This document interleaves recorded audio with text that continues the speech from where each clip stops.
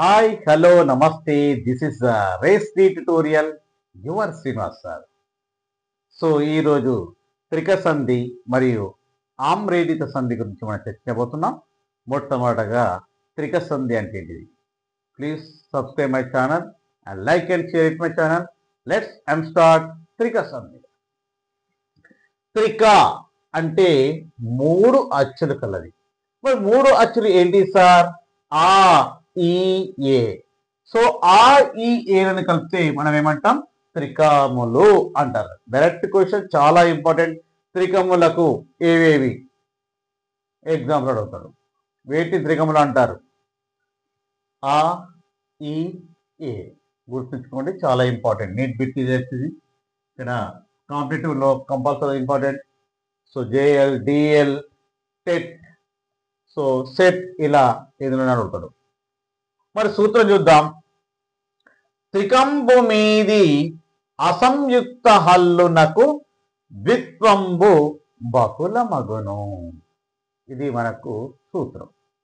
So త్రికంబు తెలుసు మనకు. త్రికములు అంటే ఏవేవి? ఆ ఈ ఏ. అసంయుక్త హల్లులు, అసంయుక్తులు అంటే కా నుంచి మా వరకు ఏమి రావాలి సార్? ఆ ఈ ఏలను కలుపుతూ అసంయుక్త హల్లులకు ఏం రావాలి? ద్విత్వం రావాలి. మరి ద్విత్వం అంటే ఏంటి సార్? అంటే ఏదైనా ఒక హల్లునకు అదే ఒత్తు రావాలి. ఎలా సార్? ఎగ్జాంపుల్, కాకు కావత్తు రావడం అంటే హల్లు ఉంది, దానికి అదే ఒత్తు ఉంది. మాకు మావత్తు, ఇలా వాకు వావత్తు, ఇలా రావడాన్ని మనం ఏమంటాం? ద్విత్వం అంటాం. సో ఉదాహరణకు చర్చించినట్లయితే ఆ, ఇక్కడ ఆ ఉంది చూడండి. ఆ అంటే త్రికం కదా, దానికి ఏమొచ్చినాము? కన్యా. ఫస్ట్ ఏమొచ్చింది? ఇక్కడ ఆ రావడం, తర్వాత అసంయుక్త హల్లును కాబట్టి ఇక్కడ కా వస్తుంది. సో ఇక్కడ ఏం రావాలి మనకు? ద్విత్వం రావాలి. ద్విత్వం అంటే ఏంటిది? కాకు కావచ్చు కానీ వచ్చింది ఇక్కడ, కాబట్టి ద్విత్వం కాకు కావచ్చు. దీన్ని మనం ఏమంటాం? ద్విత్వం అంటాం.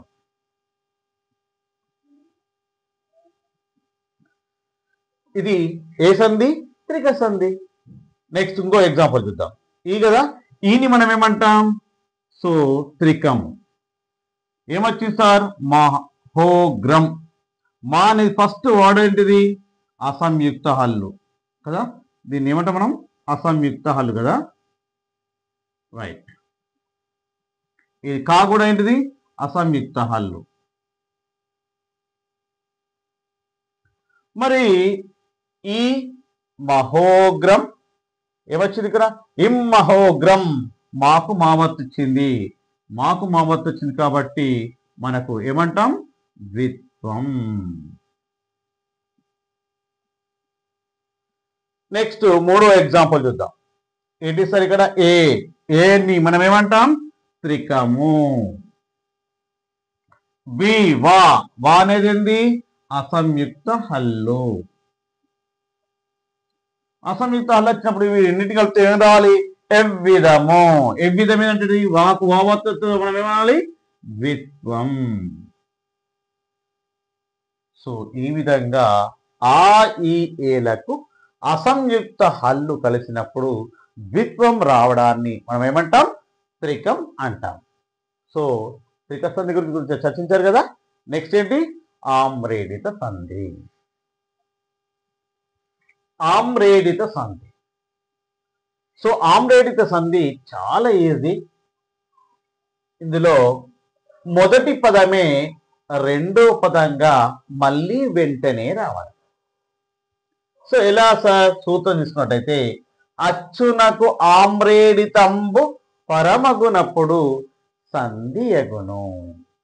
అంటే అచ్చు అంటే పూర్వస్వరంలో ఏం రావాలి?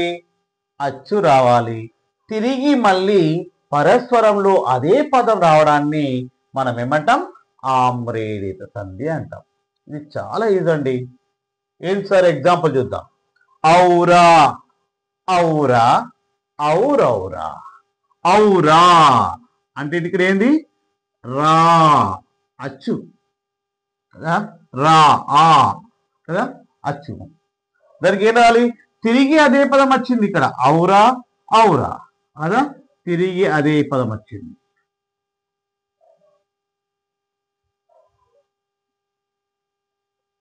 అదే పదం కదా. ఇంకేది ఔరౌరా. ఇక్కడ కూడా అంతే.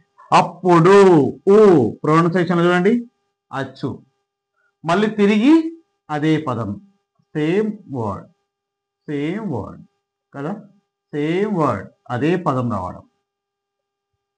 అప్పుడు ప్లస్ అప్పుడు అప్పుడప్పుడు. నెక్స్ట్ చూద్దాం థర్డ్ ఎగ్జాంపుల్. ఆహా ఆ ప్రొనౌన్సియేషన్ ఏమొచ్చింది ఆ అచ్చు వచ్చింది. ఆహా మళ్ళీ సేమ్ వర్డ్ వచ్చిందండి. సేమ్ వర్డ్ వచ్చింది. ఆహా ప్లస్ ఆహా ఆహాహా. ఈ విధంగా మొదటి వచ్చిన పదము తిరిగి అదే పదం రావడాన్ని ఏమంటాం ఆమ్రేడిత సంధి. సో ఈ వీడియోలో ఫస్ట్ మనం ఏం చర్చించాం త్రిక సంధి, సెకండ్ ఆమ్రేడిత సంధి.